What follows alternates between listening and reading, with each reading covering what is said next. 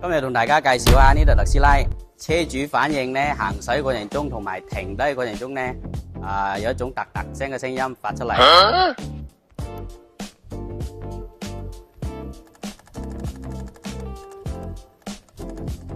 嗱，就係呢種突突突嘅聲音啦。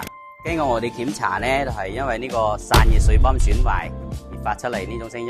呢個都係特斯拉嗰個通病。咁跟住落嚟睇下我哋點去維修嘅。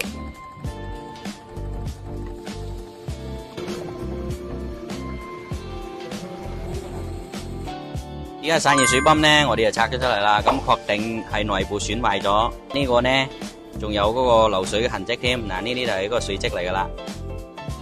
咁配件呢，我哋建議客戶用翻原廠配件，因為原廠配件呢比較穩定。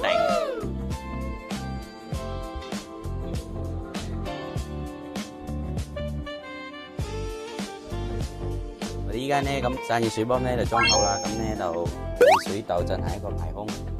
依家入翻個維修模式，依家呢維修模式就入咗啦，呢度水竇系統，你而家睇到呢個界面呢，一個冷氣系統一個管道一個狀態，先識別下水泵識別先識別得到。而家要喺皇冠翻一個水泵嘅識別。而家呢喺度識別緊。好啦，嗱呢個界面呢就已經識別成功啦，你睇得啦。呢對水竇進行一個排空，依家有轉速緊兩個水泵。依家呢排空呢就已經完成咗啦，咁我哋出邊睇下仲有冇異響。我哋依家換咗水泵，幾穩整。